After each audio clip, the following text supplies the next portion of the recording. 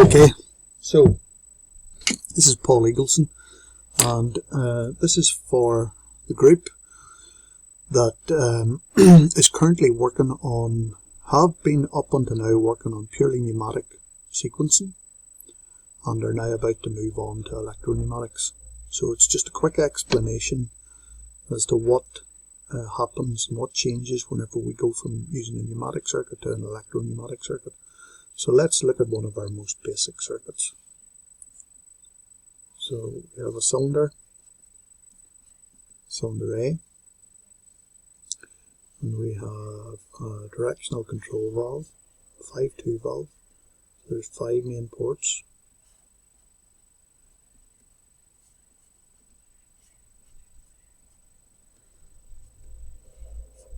Those ports are identified, number 1 being from the compressor, numbers 3 and 5 being exhaust ports,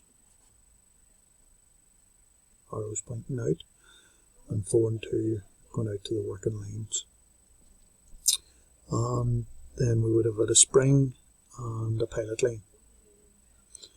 So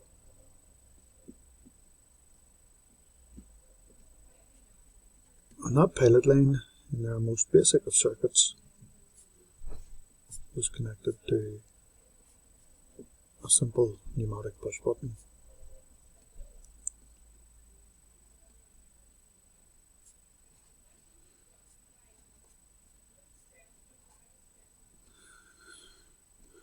So that's port 14. So in its most basic state, if the push button is pressed, the pilot air from port 1 here will activate port 14 on the valve. The valve will change position, and main air from the compressor will flow up through 1 to 4 and up into the back of the cylinder and make it extend. So that's our most basic pneumatic circuit that we did quite a while ago. So we're changing now to electropneumatic. So to do that, we've got to get rid of this pneumatic switch. So the port 5-2 valve changes from pilot operated valve to a solenoid operated valve. So our solenoid operated valve looks like that. And we can identify that solenoid as Y1.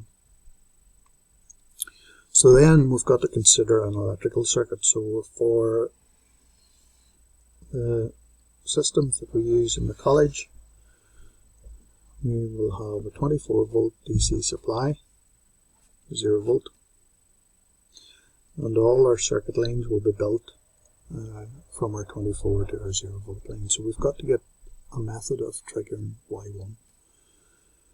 So we'll need a push button, and in this case the push button is an electrical push button,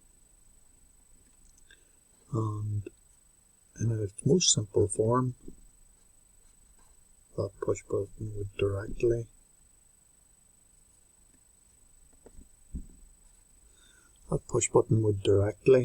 link to the solenoid. When the push button is pressed, the current would flow right down to the solenoid and activate the solenoid. But there's an issue with that. The current that the solenoid will pull could be greater than what the switch will be rated for.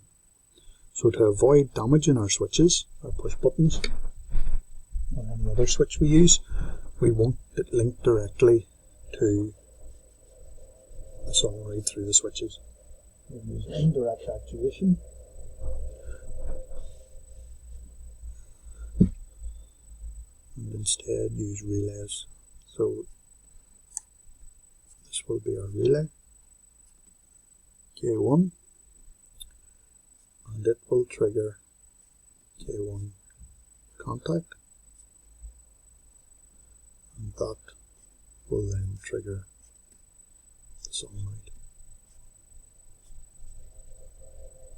So in its most basic form, push button gets pressed, the relay activates, this contact closes, and that brings on the solenoid, and you can see that the current that flows to the solenoid does not have to flow through the push button. Instead, it flows through the relay contact.